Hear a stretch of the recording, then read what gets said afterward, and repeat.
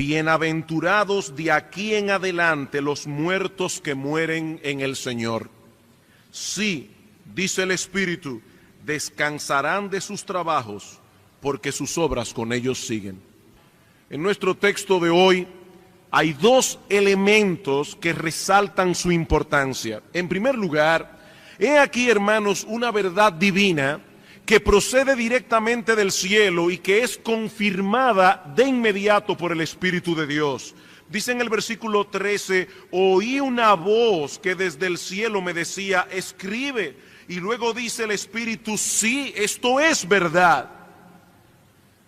Cuando Juan nos dice que oyó una voz desde el cielo, una expresión que aparece 5 veces más en el libro de Apocalipsis, muy probablemente lo que está diciendo es que esta declaración no fue dada a través de un ángel, sino que vino directamente de Dios el Padre, siendo confirmada luego por el Espíritu Santo. Solemos ver la muerte como una desgracia, no como una bendición.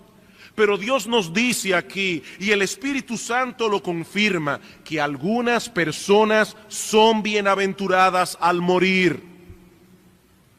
En ello se cumple lo que dice la Biblia en otro lugar, que para algunos el día de la muerte es mejor que el día del nacimiento. Estos muertos son bienaventurados.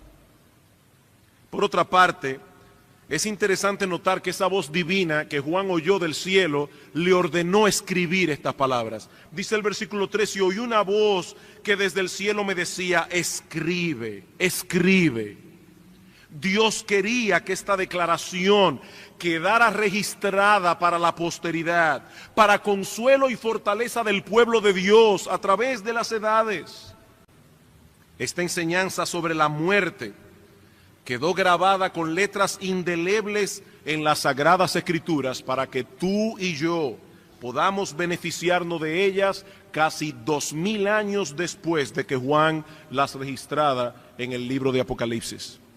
Y espero, hermanos, que el Espíritu de Dios use esta enseñanza en esta mañana para nuestro consuelo, pero al mismo tiempo para traer pensamientos sobrios a nuestro corazón al meditar en el tema de la muerte. Nuestro texto contiene una declaración y una explicación. Se nos dice que algunos muertos son bienaventurados y luego nos explica por qué. Veamos en primer lugar la declaración. Dice en el versículo 13, oí una voz que desde el cielo me decía, escribe, bienaventurados de aquí en adelante los muertos que mueren en el Señor. La muerte es uno de esos temas que a todos nos atañe, pero en el que no todos quieren pensar. Es un asunto que nos compete a todos porque todo hombre que vive tiene una cita con la muerte. Algunos llegan más temprano, otros llegan más tarde, pero todos llegan al fin. No existe la posibilidad de eludir esta cita. Es por eso que toda comunidad de individuos tiene su cementerio, porque la muerte es la porción más segura de todo hombre.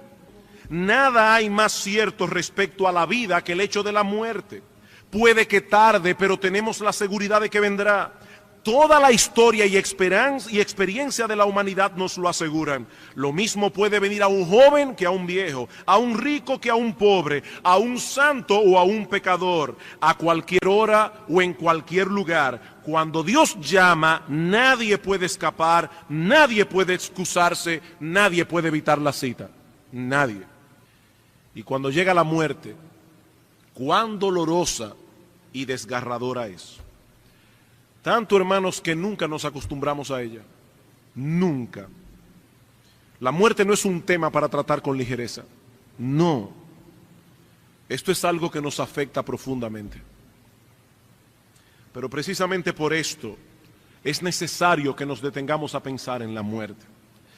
Y que procuremos alcanzar un entendimiento claro y preciso de lo que debemos esperar cuando esa hora llegue. Porque una vez pasemos el umbral de la vida, hemos emprendido un viaje sin retorno y hacia un destino que ya no puede ser cambiado. Un segundo tu corazón deja de latir y tu destino queda sellado para siempre. Es seria la muerte, es seria la muerte. ¿Qué sucede cuando el hombre muere? Bueno, este texto de las Escrituras nos provee una respuesta clara y precisa. Dice, bienaventurados los muertos que mueren en el Señor. Bienaventurados. Podríamos traducir la palabra bienaventuranza como felices. Es como si dijéramos bendito de Dios, bendecido por Dios. Y como consecuencia de esa bendición, este hombre, esta mujer experimenta gozo, plenitud, contentamiento. Estas personas poseen la bendición de Dios y por eso son dichosos, por eso son felices, realmente felices, plenamente felices. ¿Y a quiénes señala nuestro texto como poseyendo tal felicidad, tal bienaventuranza? A los que mueren en el Señor. ¿Qué dice el texto? Bienaventurados los muertos. ¡Qué declaración tan chocante! Bienaventurados los muertos. Cuando recibimos la noticia de que alguien ha muerto, usualmente hay un tono triste y sombrío en las palabras. Y no puede ser de otro modo. En las Escrituras se asocia la idea de la muerte con la idea de la tristeza. Por ejemplo, en 1 Tesalónica capítulo 4, versículo 13, dice el apóstol Pablo, hermanos, yo no quiero que ignoréis acerca de aquellos que han muerto, para que no os entristezcáis como aquellos que no tienen esperanza. No es que no tengan tristeza, es que no es como la de aquellos que no tienen esperanza. Y el apóstol Pablo en Filipenses capítulo 2, hablando de que Epafrodito, su amigo de milicia, había enfermado, Pablo dice, pero Dios lo sanó, Dios le restauró la salud y no permitió que él muriera, para no añadir sobre mi corazón tristeza sobre tristeza. Tristeza sobre tristeza. La muerte produce tristeza. Aún la muerte de un cristiano. Ha habido una separación y nosotros que quedamos atrás sentimos el vacío que esa persona ha dejado en nuestras vidas. Ahora yo me pregunto, esa es la perspectiva de la muerte cuando la vemos desde nuestro punto de vista, pero ¿qué del punto de vista de aquel que ha partido? Nosotros estamos tristes, pero ¿qué de aquel que ha dejado este mundo para entrar en el mundo venidero? Bueno, si pertenece al grupo que el apóstol Juan está describiendo aquí, es un bienaventurado, es un dichoso, es una persona verdadera y plenamente feliz. Juan nos dice que estos muertos son bienaventurados.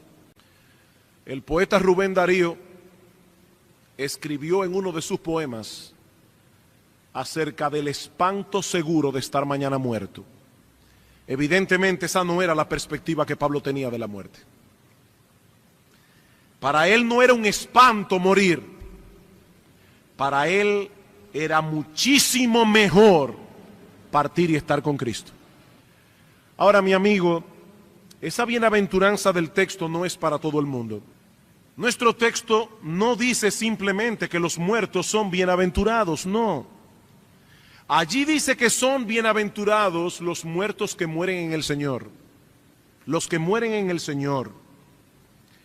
En otras palabras, aquellos que a la hora de la muerte fueron hallados en unión vital con Cristo por medio de la fe. Para todos los demás que no están en Cristo, no existe bendición alguna a la hora de la muerte, porque han partido en sus pecados, han partido con deudas pendientes delante de Dios. Para tales personas la muerte es una desgracia, la más grande y más terrible de todas las desgracias. Robert Murray McCheyne, un gran predicador del siglo pasado, hablando de los que mueren en Cristo, sin Cristo, de los que mueren sin Cristo, dijo lo siguiente: pueden poner tu cuerpo en un ataúd espléndido, imprimir tu nombre en la tapa con letras de plata, pueden traer una compañía de dolientes vestidos con solemnes trajes negros, pueden hacer descender el ataúd lentamente en la tumba y esparcir el césped más verde sobre él. Pueden preparar el terreno para que allí crezcan las flores más dulces, cortar una piedra blanca y grabar en ella un gentil epitafio a tu memoria, pero aún así sigue siendo el funeral de un alma condenada. Solo los que mueren en Cristo son bienaventurados, porque por medio de la fe en Él han obtenido el perdón de todos sus pecados, y a la hora de la muerte no tenían deudas pendientes con la justicia de Dios. Mi amigo, yo sé que esa palabra pecado no está de moda en estos días, pero Dios la toma tan en serio que envió a su Hijo Jesucristo a morir en una cruz para resolver la enorme dificultad que esos pecados han generado en la justicia de Dios. Dios tiene problemas con el pecado, porque Dios es justo, perfectamente justo. ¿Cómo nos molesta cuando nosotros somos víctimas de una injusticia? ¿Cómo nos molesta? Pero al mismo tiempo, ¿cómo queremos evadir que todos nosotros somos injustos? ¿Cómo queremos evadir el hecho de que algún día tú y yo, mi amigo, seremos juzgados con justicia? Mi amigo, todos nosotros nos presentaremos delante de un juez justo. Y óyeme bien, mi amigo, ese juez conoce nuestras vidas hasta en sus más íntimos detalles. Aquello que tú has hecho en oscuridad, aquello que nadie ha visto, aquello que solo se ha quedado en tu pensamiento, aquello que solo ha sido un movimiento de tu corazón, Dios lo sabe. Dios conoce tu vida. Por eso nadie podrá alegar inocencia en aquel tribunal, nadie. Porque dice la Escritura en Hebreos capítulo 4 versículo 13 que todas las cosas están desnudas y abiertas a los ojos de aquel a quien tenemos que darle cuenta. Tu vida es un libro abierto delante de Dios. En aquel solemne día, cada palabra, cada pensamiento, cada acción, cada motivación pasará por el sedazo de la justicia perfecta de Dios. Y nadie, absolutamente nadie, será bienaventurado en aquella hora si no fue justificado en vida por medio de la fe en nuestro Señor Jesucristo. Dice el apóstol Pablo en Romanos capítulo 5 versículo 1, justificados pues por la fe tenemos paz para con Dios. ¿Sabes, mi amigo, lo que es justificación? Escucha qué cosa más gloriosa, que Dios, el juez justo, declara justo al pecador culpable. Dios lo declara justo si deposita su fe en la persona de Cristo y en la obra que Él hizo en la cruz del Calvario. Oye, qué buena noticia. La Biblia dice que la paga del pecado es la muerte. Por cuanto Dios es justo, esa deuda no se puede quedar sin pagar, pero en su amor infinito su Hijo vino a pagarla. He ahí el amor de Dios. La segunda persona de la Trinidad, Dios el Hijo, se encarnó voluntariamente y voluntariamente fue a la cruz a pagar por los pecados de todos aquellos a quienes Él vino a salvar. Y ahora reciben el beneficio de esa muerte todos aquellos que creen, todos aquellos que creen. Esa es la buena noticia del Evangelio, amigo mío, que hay perdón en Cristo para todo aquel que cree. La salvación no depende de tu esfuerzo. La salvación no depende de tu religión. La salvación no depende de la iglesia a la que perteneces. Mi amigo, la salvación depende enteramente de Cristo y de lo que Él hizo en la cruz para salvar a pecadores. Porque Dios solo acepta como buena y válida una justicia tan perfecta como la de Él. Y solo Cristo tiene esa justicia. Y Cristo te ofrece, mi amigo, gratuitamente poner su justicia en tu cuenta por medio de la fe. Qué gloriosa noticia, la noticia del Evangelio. Salvación gratuita por medio de la fe. Por eso dice el apóstol Pablo, dando su currículum en Filipenses capítulo 3 y diciendo todo lo que él era cuando no era creyente, dice Pablo, pero cuantas cosas eran para mí ganancias, yo las he estimado como pérdidas por amor de Cristo. Y aún hoy estimo todas las cosas por basura, con tal de ser hallado en Él, no teniendo mi propia justicia, que es por medio de las obras, sino la justicia de Dios por medio de la fe en Cristo. Justicia de Dios por medio de la fe. Si la muerte nos encuentra unidos a Él por la fe, obtendremos la bienaventuranza de la que habla Apocalipsis capítulo 14. De lo contrario, solo obtendremos en aquel día la más terrible de nuestras desgracias, porque estaremos eternamente separados de Dios, eternamente separados de la bendición que emana de su presencia segundo tras segundo. La bienaventuranza de nuestro texto no es para todo el mundo. No, no lo es. Es para los que mueren en Cristo. Es para los que son reconciliados con Dios por medio de la fe. Es para aquellos que al morir se encuentran vestidos de la justicia perfecta de nuestro Señor, habiendo encontrado en Él perdón y misericordia. He ahí la declaración de nuestro texto: bienaventurados los que mueren en el Señor. Veamos ahora la explicación. Versículo 13. Oí una voz que desde el cielo me decía: escribe, bienaventurados de aquí en adelante los muertos que mueren en el Señor. Sí, dice el Espíritu. He aquí la explicación. ¿Por qué son bienaventurados? Descansarán de sus trabajos, porque sus obras con ellos siguen. ¿Por qué son bienaventurados los muertos que mueren en el Señor? Por dos razones. En primer lugar, porque descansarán de sus trabajos. Descansarán. La escena que nosotros tenemos aquí es la del labriego que se dirige cansado a su hogar después de una ardua labor en el campo. Así es la muerte para el cristiano. La llegada al hogar, donde encontrará finalmente reposo y descanso. Descansarán de sus trabajos. Todas las aflicciones que debemos experimentar cada día en este mundo caído, por causa de nuestros pecados, por causa de los pecados ajenos, habrán terminado para siempre. Hermanos, llegará el día cuando nuestras almas serán completamente purificadas. Nunca más tendremos problemas con nuestro mal temperamento. Nunca más tendremos problemas con nuestra falta de control, con nuestra impaciencia, nuestra irritabilidad, nuestros malos pensamientos, nuestra obstinación, nuestro egoísmo, nuestro orgullo. Nunca más. Nunca más sentiremos vergüenza por haber hecho algo que no debimos hacer o porque lo que debimos hacer no lo hicimos. Todo vestigio de orgullo, de egocentrismo, de desconsideración, de ingratitud, habrá sido total y definitivamente eliminado. Nunca más sentiremos apatía por las cosas espirituales. Nunca más lamentaremos nuestra falta de amor a Dios, nuestra falta de celo, nuestra falta de devoción y de entrega. Nunca más. Hoy pedimos a Dios que nos libre del mal, y esa oración será contestada algún día en su máxima expresión, porque seremos librados del mal totalmente. Dios responde esa oración aquí ahora, pero la respuesta final y absoluta de esta oración nos aguarda en el cielo. Allí amaremos a Dios con todo nuestro corazón, con toda nuestra alma, con toda nuestra mente, con todas nuestras fuerzas, sin que ningún vestigio del mal se interponga entre nosotros y Él.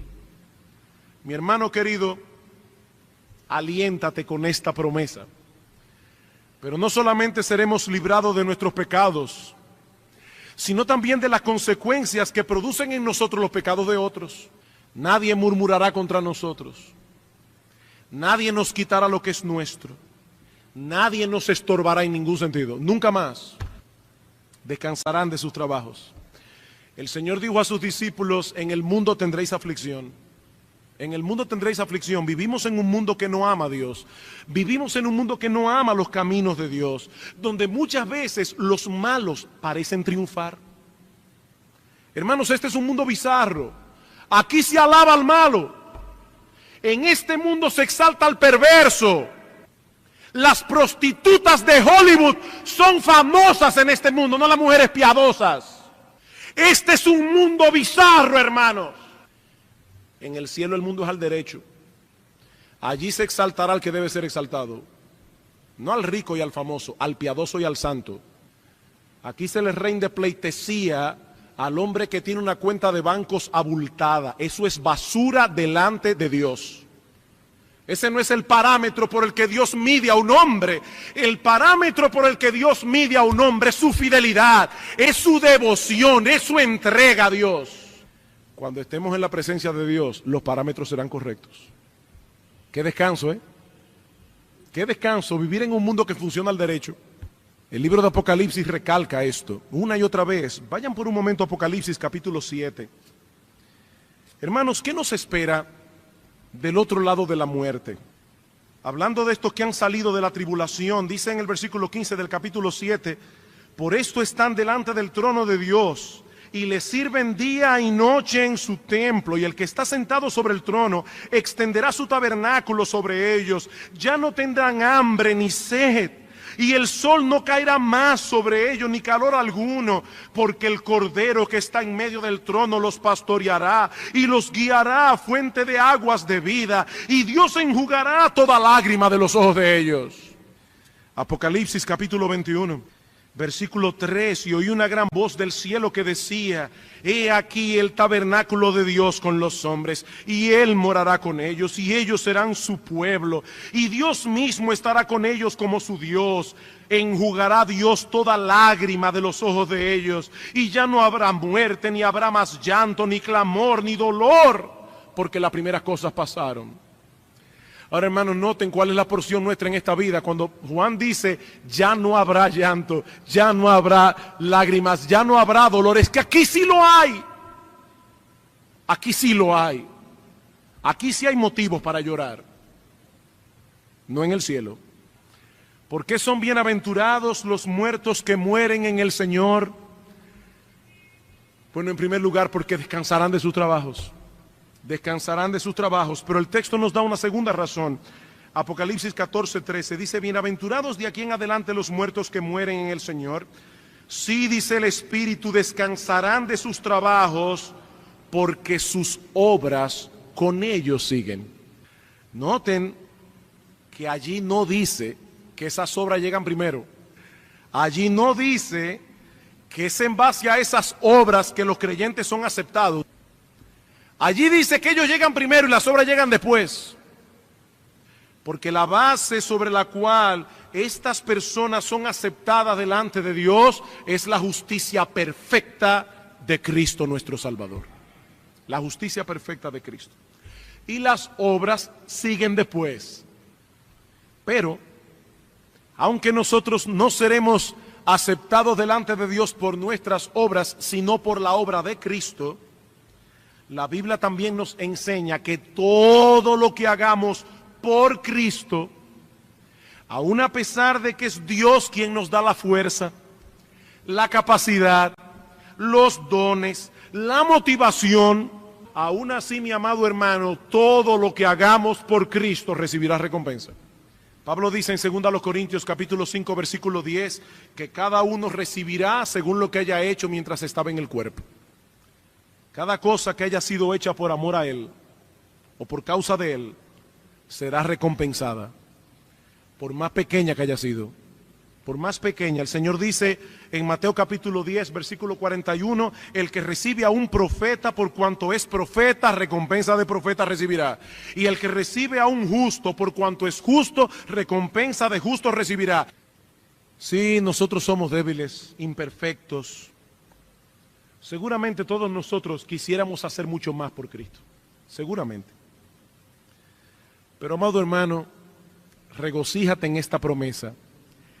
Todo lo que hayas hecho por Él seguirá contigo a la hora de la muerte, y entonces serás debidamente recompensado. Los muertos que mueren en el Señor son bienaventurados, benditos de Dios, plenamente felices y dichosos. Están experimentando ahora esa plenitud de gozo de la que habla el salmista en el Salmo 16, versículo 11. Dice el salmista, en tu presencia hay plenitud de gozo, delicias a tu diestra para siempre. Amados hermanos,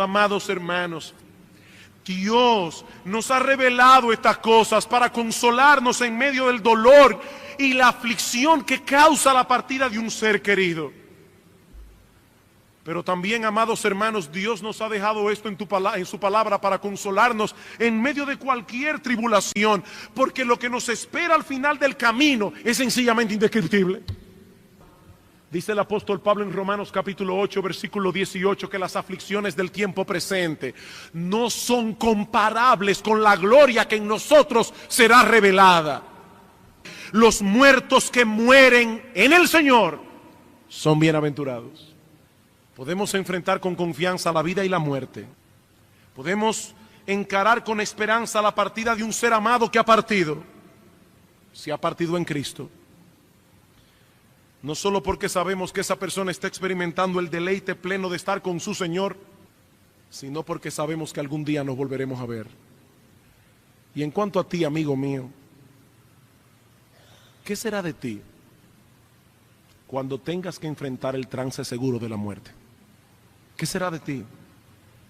¿Tú estás preparado para morir? ¿Puedes decir de ti que estás unido a Cristo por la fe? ¿Que en algún punto de tu vida te arrepentiste de tus pecados? ¿Te convertiste a Cristo? ¿Confiaste únicamente en Él para la salvación de tu alma?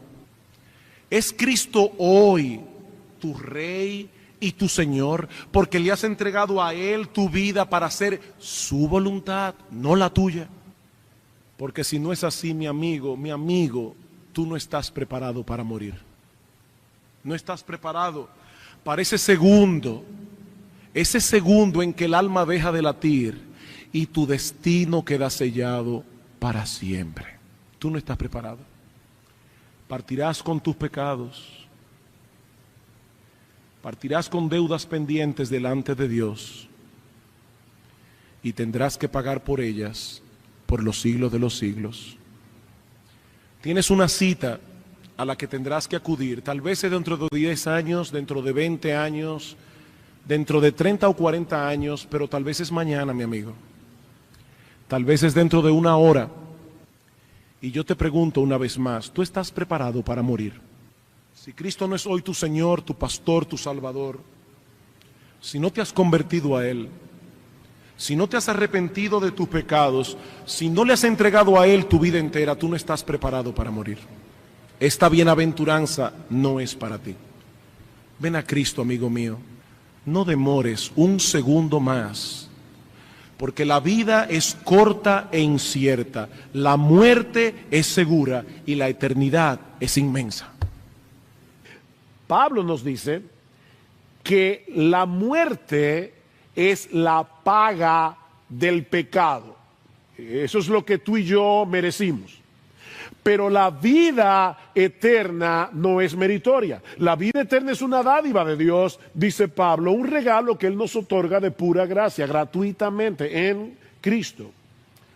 Sin embargo, si una persona vive controlada por su carne, siguiendo sin freno los deseos y ambiciones de su naturaleza pecaminosa, que no es otra cosa que un deseo de buscar gloria para nosotros y hacer nuestra voluntad, se está engañando a sí misma si cree que es cristiana y va camino al cielo. Eso es lo que Pablo está diciendo. Pero si por medio del Espíritu estás haciendo morir las obras de la carne, estás luchando contra el pecado que todavía permanece en ti, porque deseas agradar a Dios por medio de tu obediencia, por gratitud, por todo lo que Él ha hecho por ti a través de nuestro bendito Señor y Salvador Jesucristo. Eso es un síntoma inequívoco de que estás espiritualmente vivo. John Stott, el comentarista, lo pone de esta manera: hay un estilo de vida que lleva a la muerte y hay un tipo de muerte que lleva a la vida. Hay un estilo de vida que lleva a la muerte eterna y hay un tipo de muerte, mortificar, darle muerte al pecado, que lleva a la vida. El cristiano, como dice Pablo en Romanos capítulo 6, versículo 11, es alguien que ha muerto al pecado, pero que está vivo para Dios. De manera que el cristiano se distingue del no cristiano en su práctica constante de darle muerte al pecado que todavía mora en él. Esto no es algo de un momento, es una lucha diaria que no terminará sino hasta el momento de la muerte. Como decía el puritano John Owen, vamos a librarnos de este cuerpo de muerte a través de la muerte del cuerpo. Y es interesante notar la manera como el apóstol Pablo plantea esto aquí en el versículo 13. Porque por un lado, Pablo nos dice que tú y yo somos responsables de darle muerte al pecado. Esa es nuestra responsabilidad, darle muerte al pecado. Que no es otra cosa que repudiar el pecado, resistir al pecado con todas las fuerzas de nuestro ser desde el mismo momento en que percibimos su intención de seducirnos. Eso es algo que nadie hará por nosotros. Somos tú y yo los que debemos darle muerte al pecado. Noten que Pablo no dice, deja que el Espíritu le dé muerte al pecado. No. Lo que él dice es darle muerte al pecado. Nosotros somos responsables de hacer eso. Tú y yo somos los verdugos que debemos llevar al pecado, al pabellón de fusilamiento. Eso debemos hacerlo tú y yo. Escucha la advertencia de Jesús en Mateo capítulo 5. Si tu ojo derecho te es ocasión de caer, sácatelo. No espera que te lo saquen. Sácatelo y échalo de ti. Pues mejor te es que se pierda uno de tus miembros y no que todo tu cuerpo sea echado en el infierno. ¿Ven la conexión? Si vivís conforme al pecado, moriréis. Eso es exactamente lo que Jesús está diciendo aquí. Si tu mano derecha te es ocasión de caer, córtala y échala de ti. Y no es algo físico. Él está hablando de la resistencia al pecado. Pues mejor es que se pierda uno de tus miembros y no que todo tu cuerpo sea echado en el infierno. Pablo dice en Colosenses capítulo 3, versículo 5, después de haber dicho que nosotros hemos muerto y que nuestra vida está escondida con Cristo en Dios, dice, haced pues morir. ¿Quién? Tú y yo. Haced morir lo terrenal en vosotros, fornicación, impureza, pasiones desordenadas, malos deseos y avaricia, que es idolatría. Pablo va a decir más adelante en el capítulo 13 de Romanos, el texto que llevó a Agustín de Hipona a la conversión, que debemos vestirnos del Señor Jesucristo y no satisfacer los deseos de la carne. Mi hermano, mi hermana, todo lo que se opone a buscar la gloria de Dios, todo lo que se opone a obedecer los mandamientos de Dios son deseos de la carne y por lo tanto no deben ser satisfechos. Es exactamente lo mismo que dice el apóstol Pedro en su primera carta, primera de Pedro capítulo 2, versículo 11. Amados, yo os ruego como extranjeros y peregrinos que os abstengáis de los deseos carnales que batallan contra el alma. Eso es algo que debemos hacer tú y yo. Sin embargo, Pablo reconoce al mismo tiempo que eso es imposible de hacer para nosotros si no es en dependencia del Espíritu Santo. Tú y yo tenemos una responsabilidad que de antemano sabemos que no vamos a poder cumplir si no es en dependencia del Espíritu de Dios, porque si vivís conforme a la carne, moriréis, o habréis de morir.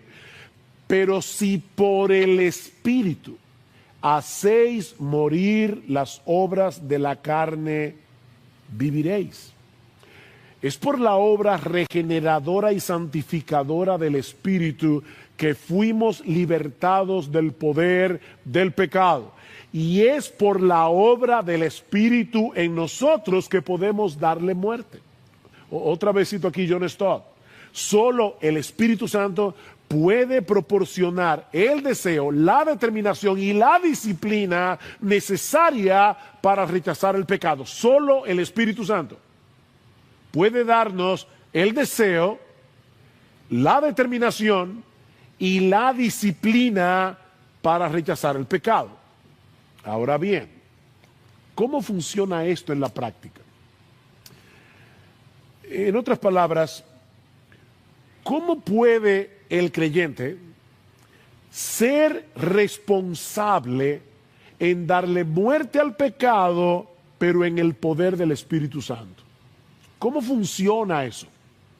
Esa sinergia entre mi responsabilidad y el Espíritu, que aparece en casi toda la Biblia. Ocupaos en vuestra salvación con temor y temblor, porque Dios es el que en vosotros produce así el querer como el hacer por su buena voluntad. ¿Quién es el que se ocupa en su salvación? Tú y yo. ¿Por qué podemos hacerlo? Porque Dios produce el querer como el hacer por su buena voluntad. Bueno, ¿cómo funciona esto?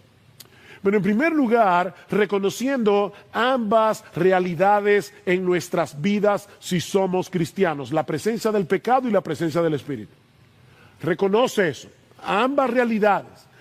La razón por la que Pablo nos exhorta a hacer morir las obras de la carne es porque él reconoce la realidad de la presencia del pecado en nuestra vida. Mi hermano, nunca, y perdona que lo repito otra vez, nunca llegará el momento en tu vida cristiana en que puedas bajar la guardia en esta guerra. Nunca vas a llegar a tal grado de madurez en tu vida cristiana que el pecado ya no va a ser un problema para ti. Otra vez cito aquí a John Owen, que habló de este tema tan ampliamente y tan sabiamente, un ministro puritano del siglo XVII. John Owen decía, escuchen esto con cuidado, el pecado nunca está menos quieto que cuando parece estar más quieto. Voy a repetir eso.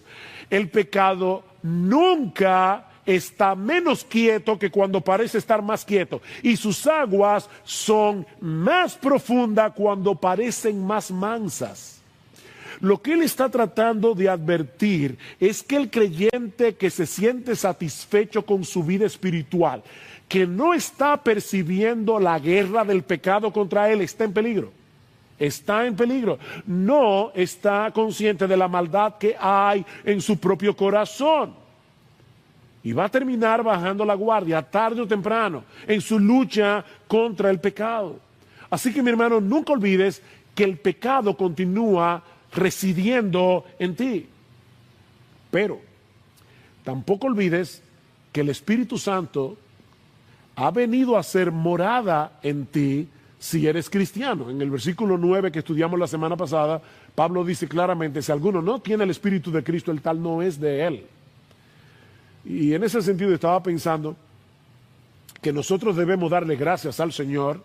Esto que voy a decir es muy profundo, yo espero que estén despiertos, pero debemos darle gracias al Señor de que los versículos 12 y 13 de Romanos 8 están después de los versículos 1 al 11. Es profundo, ¿verdad? Lo que quiero decir, mis hermanos, es que necesitamos ampararnos en las grandes verdades de los primeros 11 versículos de Romanos 8 antes de llegar a Romanos 12 y 13. De lo contrario, vamos a ser vencidos antes de comenzar a pelear esta guerra. Pero en segundo lugar, darle muerte al pecado en dependencia del Espíritu Santo significa llevarnos o llenarnos de la palabra que el Espíritu inspiró. Darle muerte al pecado por el Espíritu es llenarnos y ser guiados por la palabra que el Espíritu inspiró. Nota una vez más el versículo 5 que estudiamos la semana pasada. Pablo dice, porque los que viven conforme a la carne ponen la mente en las cosas de la carne, pero los que viven conforme al Espíritu, debemos suplir ahí, ponen la mente, fijan su mente en las cosas del Espíritu. La pregunta es, ¿y qué son esas cosas del Espíritu a las que Pablo se refiere aquí? Bueno, por el contexto y por otros pasajes de las Escrituras, Pablo está hablando de la obra de salvación que él está describiendo en este mismo capítulo. En ese sentido, Pablo usa esa misma expresión en el capítulo 2 de Primera a los Corintios, hablando del plan de salvación que se revela en el Evangelio. Y yo lamento que muchos entienden este texto como si Pablo estuviera hablando del cielo. No, yo creo que Pablo está hablando de la revelación de Dios. Pablo dice, citando Isaías capítulo 64, versículo 4, cosas que ojo no vio, ahí está la palabra cosas otra vez, cosas que ojo no vio, ni oído oyó, ni han subido en corazón de hombre, son las que Dios ha preparado en el plan de redención para los que le aman.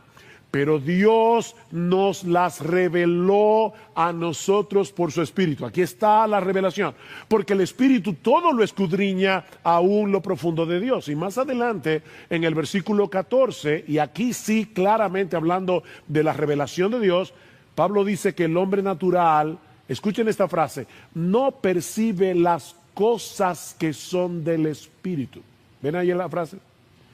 Ponen la mente en las cosas del Espíritu. Bueno, Pablo dice, el hombre natural no percibe las cosas que son del Espíritu, porque para él son locura y no las puede entender porque se han de discernir espiritualmente.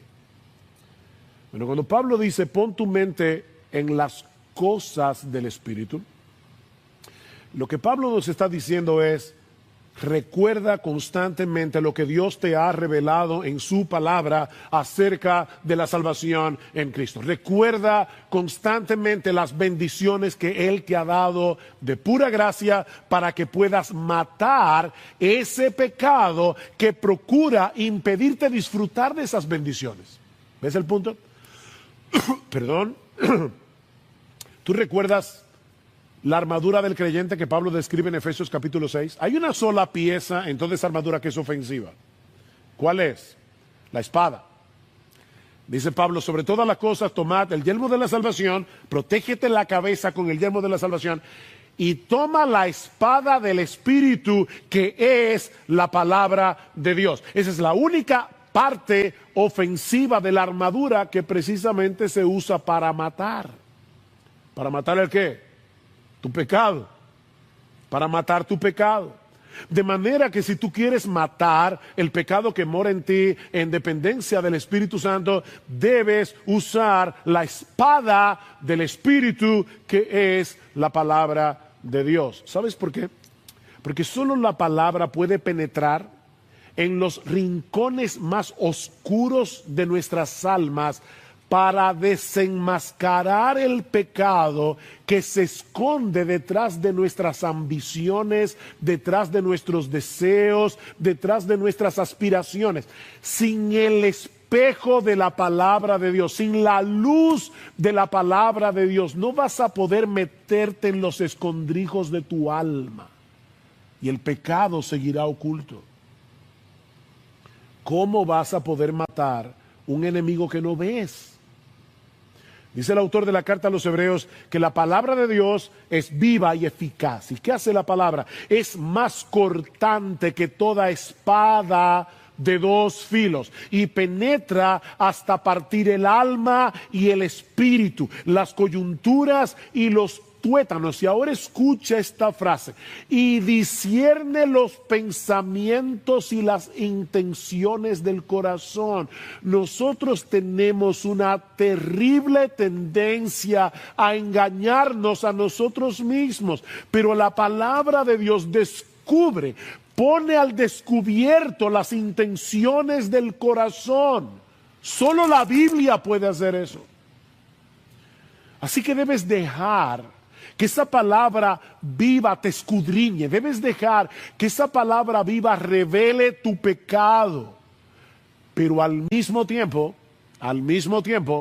debes apropiarte por la fe de esa palabra inspirada por el Espíritu para poder vencer al pecado en dependencia del Espíritu.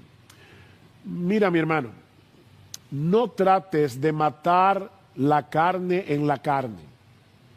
Déjame repetir eso de nuevo. No cometas el error, y se puede hacer eso, tratar de matar la carne en la carne. Alguien lo puso de esta manera: no trates de luchar con el pecado predicándote mini sermones de la ley, que es lo que hacen muchos creyentes. Si hago esto, Dios me va a castigar. Es un mini sermón de la ley. O al final voy a sentirme avergonzado. O eso va contra mis principios cristianos. O no voy a soportarme después verme al espejo. Mini sermones de la ley. Mis hermanos, ese era el problema de los Gálatas. El problema de los Gálatas. Que estaban haciendo caso, estaban haciendo oído a falsos maestros que querían hacerles creer que ahora debían depender de la ley para crecer en santidad. Y escuchen cómo Pablo los amonesta. Oh Gálatas insensatos. Y como citaba hace mucho en un sermón anterior de una paráfrasis de alguien que decía, oh mis queridos imbéciles de Galacia. Básicamente lo que Pablo está diciendo. ¿Quién nos fascinó? Y la palabra ahí es embrujar. ¿Quién nos embrujó para no obedecer a la verdad? A vosotros, ante cuyos ojos Jesucristo ya fue presentado claramente entre vosotros como crucificado. ¿Ven el Evangelio? ¿Ven el Evangelio otra vez? Que nos fue revelado por medio de los apóstoles en la Biblia. Esto solo quiero saber de vosotros. ¿Recibisteis el Espíritu por las obras de la ley o por el oír con fe? Tan necios sois que habiendo comenzado por el Espíritu, ahora vais a acabar por la carne. ¿Y qué significa eso? Bueno, acabar por la carne en este contexto es volver a depender de la ley para ser santificado. Todo aquel que pretende alcanzar el favor de Dios a través de su propio esfuerzo por obedecer la ley se está conduciendo según la carne. Eso es lo que Pablo está diciendo aquí. Y ahora escuchen el versículo 5. ¿Tantas cosas habéis padecido en vano, si es que realmente fue en vano? Aquel pues que os suministra, noten que no dice suministró, es presente. Aquel que os suministra el Espíritu y hace maravillas entre vosotros, ¿lo hace por las obras de la ley o por el oír con fe? Bueno, la respuesta que Pablo espera de sus lectores es muy obvia. Dios nos suministra el Espíritu, Dios hace maravillas entre nosotros, no por las obras de la ley, sino por el oír con fe. Así que no se trata únicamente de leer la Biblia, se trata de apropiarte de ella por la fe. El diablo se vale de la mentira para llevarnos al pecado, pero Dios nos ha provisto de la verdad de su palabra para que podamos exponer la mentira del pecado y darle muerte. Esa es la espada del Espíritu. Seguramente muchos creyentes estamos luchando con el temor, con la desesperanza en estos días. ¿Qué pasa si me quedo sin trabajo? ¿Qué pasa si uno de los míos se enferma del COVID? ¿Qué pasa si esta cuarentena se prolonga y yo acabe perdiendo la paciencia y comportándome de una manera que maltrate a mi familia y que sea de un mal testimonio para el Evangelio? Son temores que vienen a nuestras almas en momentos como estos. Bueno, mi hermano, lo que te estoy diciendo es, aférrate a la palabra de Dios. Aférrate a lo que Dios nos ha revelado en su palabra. Créelo por fe, créelo. Sabemos por la Escritura que nuestro Dios es bueno, que para siempre es su misericordia. Sabemos que Él es soberano, que Él está en control. Sabemos que todas las cosas obran para bien, todas las cosas obran para bien, para aquellos que han sido llamados conforme a un propósito muy particular, y es conformándose a la imagen de su Hijo. Y Él usa las pruebas, Él usa las aflicciones para hacer eso. Mira, si en medio de esta cuarentena nos sentimos exhaustos, física, emocional, espiritualmente, eso no elimina la realidad de lo que nosotros sabemos de las Escrituras. Nosotros sabemos que las misericordias del Señor jamás terminan. Eso no depende de cómo tú te sientas. Eso depende de la fidelidad de Dios. Las misericordias del Señor jamás terminan, pues nunca fallan sus bondades. Nuevas son cada mañana. No importa cuánto dure esta cuarentena, no importa cuánto dure esta pandemia, las misericordias del Señor seguirán renovándose cada mañana, porque grande es su fidelidad. Nosotros sabemos que si bien somos débiles, nos cansamos, perdemos a veces el deseo de levantarnos por la mañana, nuestro Dios no desfallece, ni se fatiga con cansancio. Él da esfuerzo al cansado. Él multiplica las fuerzas del que no tiene ninguna. Si ahora yo te pregunto, ¿tú crees eso? ¿Tú crees eso? Porque es por medio de la fe en lo que Dios nos ha dicho en su palabra que el Espíritu Santo obra en nosotros. El Espíritu Santo no anula tu capacidad de razonar.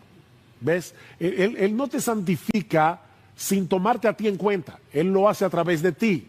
Y lo que Pablo está diciendo es, deja que el Espíritu de Dios obre en tu vida, confiando tú, no en tus sentimientos, no en las circunstancias, sino confiando en su palabra. Es como un bote. La labor tuya y mía es, por la fe, levanta las velas y deja que el viento sople. Pero eres tú que tienes que levantar la vela confiando en el Señor. Eres tú que tienes que traer a tu mente las promesas de Dios. Eres tú quien tienes que predicarte mini sermones, pero no de la ley, sino del Evangelio. Predícate mini sermones de la palabra de Dios. Tal vez estás luchando contra un pecado que te parece tan atractivo que tu lucha se ha vuelto agónica. Y has perdido toda esperanza de tener victoria. Yo sé que yo me entregué. Yo no puedo con ese pecado. Óyeme, yo no estoy hablando aquí de ser tentado, yo estoy hablando de caer.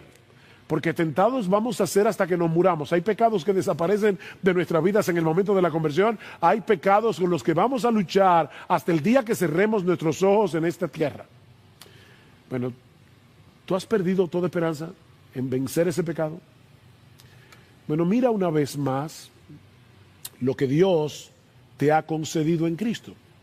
Alimenta tu corazón de gratitud al ver en su palabra lo que Él ha hecho, hace y hará a favor de su pueblo gratuitamente por gracia. Y sobre todas las cosas vuelve a mirar en su palabra la gloria y hermosura, el valor supremo de nuestro gran Dios y Salvador Jesucristo, porque es contemplando el brillo de su gloria que somos transformados de gloria en gloria en la misma imagen como por el Espíritu del Señor. El Espíritu nos transforma, nos ayuda a lidiar con el pecado que nos hace muy diferentes a Jesús a través de su palabra. ¿Qué dice Cristo en Juan capítulo 14? Él me glorificará. Yo voy a enviar al Espíritu, Él me glorificará. La labor del Espíritu al inspirar este libro es glorificar a Jesús. De principio a fin, desde Génesis hasta Apocalipsis. ¿Para qué? Para que contemplando el brillo de su gloria en este libro inspirado por el Espíritu, nosotros seamos transformados de gloria en gloria en la misma imagen como por el Espíritu del Señor. Solo podemos pelear esta batalla en el poder del Espíritu Santo. Y eso no es otra cosa que descansar por fe en lo que Él nos ha revelado en su palabra. ¿Te sientes agotado? ¿Exhausto? Ya no puedes más. Pero déjame contarte una historia. Y con esta historia concluyo. Es la historia del paralítico en el estanque de Betesda. Juan capítulo 5. Llevaba 38 años en esa condición. Y Cristo viene y le pregunta, ¿tú quieres ser sano? Esa es una pregunta extraña. Si alguien hubiera estado ahí diría, pero claro que quiere ser sano. Pero Cristo sabía, y esto es una especulación mía, lo admito, pero creo que es una especulación que tiene cierta base por el texto, que este hombre no solo sufría parálisis en sus pies, sino también en su voluntad. Él no solo estaba paralizado de sus pies, estaba paralizado en su voluntad. ¿Tú quieres ser sano? Después de 38 años en esa condición, probablemente este hombre habría perdido toda esperanza. Pero entonces Cristo le dice, y aquí viene la parte fantástica de esta historia, levántate, toma tu camilla y anda. Por supuesto, lo que Jesús le está pidiendo era imposible.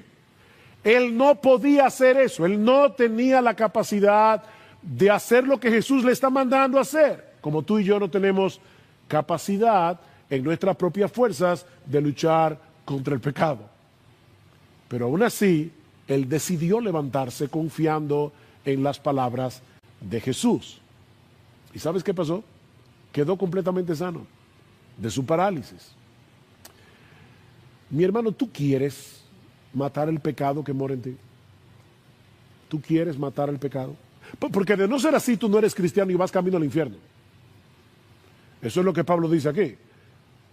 Si vivís conforme a la carne, habréis de morir. Y está hablando de la muerte eterna en el infierno.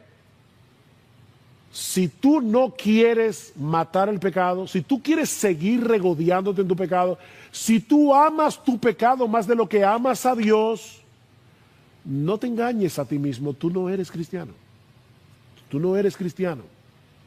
Tú necesitas venir a Cristo en arrepentimiento y fe, confiando únicamente en Él, confiando únicamente en su obra de redención para el perdón de sus pecados y para obtener de pura gracia el don de la vida eterna en Cristo. Pero si tú eres cristiano, si en el fondo de tu corazón tú anhelas agradar a Dios, es una guerra, es una lucha, tú anhelas agradar a Dios por medio de tu obediencia, movido por la gratitud de su obra en Cristo, mi hermano, levántate en el poder del Espíritu Santo, confiando en su palabra y dale muerte al pecado que mora en ti. Resista al pecado que mora en ti. Y cuando seas vencido por alguna tentación, porque vas a ser vencido, vuelve al trono de la gracia y arrepiéntete de haber ofendido a tu Señor. No es que perdiste la salvación y ahora la estás ganando de nuevo. No, tú eres el hijo que ha ofendido a su padre y vienes a Él a renovar tu relación de amor con Él. Vuelve al trono de la gracia.